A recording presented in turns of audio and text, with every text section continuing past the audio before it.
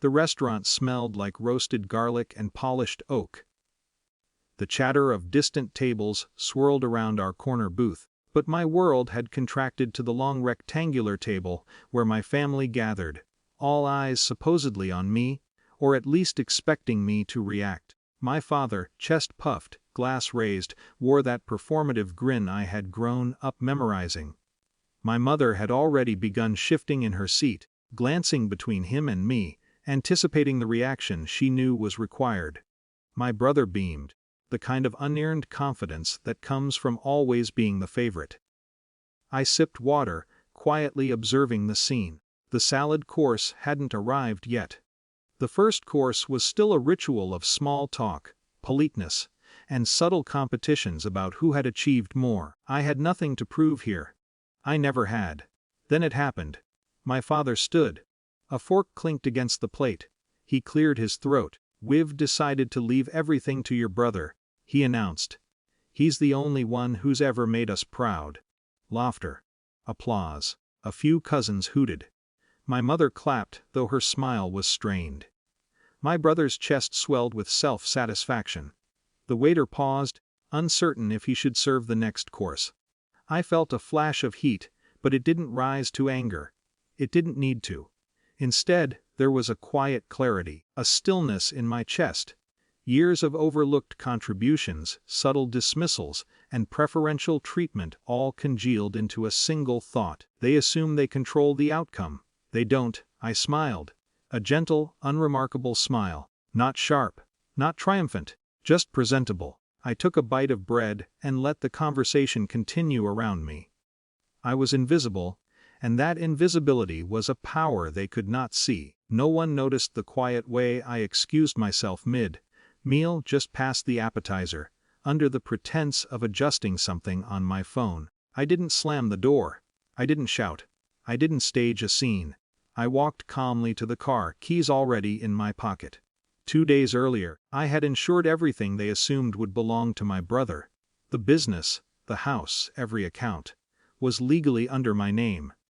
Trusts executed, titles transferred, incorporation papers filed, bank authorizations confirmed, all procedural, all invisible, all indisputable. By the time the group chat lit up with frantic questions. How did this happen?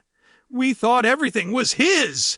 Daniel, explain immediately! I was at my apartment, pouring coffee, scrolling through the messages with detached attention. My phone vibrated with incoming calls, but I let them go to voicemail. My father's texts were terse. "This is absurd. We will correct this. Call me." My mother's were less measured. "Why did you do this?" Please, we can fix it." My brother oscillated between incredulous disbelief and thinly veiled outrage of, "You can't do this. It's not fair. We trusted you." I typed one brief reply to all of them. Everything was already finalized. Legally, the transfers are effective. If you need details, the attorney can provide them. And that was it. No gloating, no threats, no insults, just fact.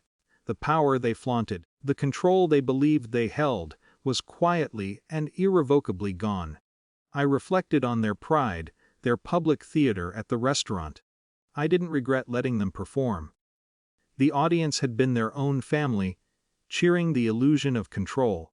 My brother had basked in imagined supremacy. My parents had believed that their voices and gestures dictated reality. Now reality was indifferent. I went about my day as I always did, reviewing business operations, checking account balances, replying to a few non-family emails. The group chat continued to erupt, but I did not engage. Their emotional storms did not demand my participation. In the quiet of my apartment, I thought about the table, the applause, the Fox recognition of my brother's supposed superiority. I didn't feel vindictive. I didn't feel triumphant. I felt steadiness, presence, control that required neither spectacle nor confrontation. The final course was served at the restaurant, but I wasn't there to see it. Perhaps they noticed my absence. Perhaps they didn't. Either way, their laughter and approval had no bearing on the reality that all the assets and authority rested with me. By nightfall, the group chat had quieted. Family members had called attorneys, banks, and realtors. My brother texted finally, shorter this time. I guess we'll have to talk. I didn't reply immediately. I poured another cup of coffee and stared out the window at the city lights. Sometimes, quiet defiance looks like walking out. Sometimes it looks like paperwork. Sometimes it looks like nothing at all, but it is unmistakably present. And for the first time in years, the table at that restaurant, and every expectation they carried, no longer had any power over me.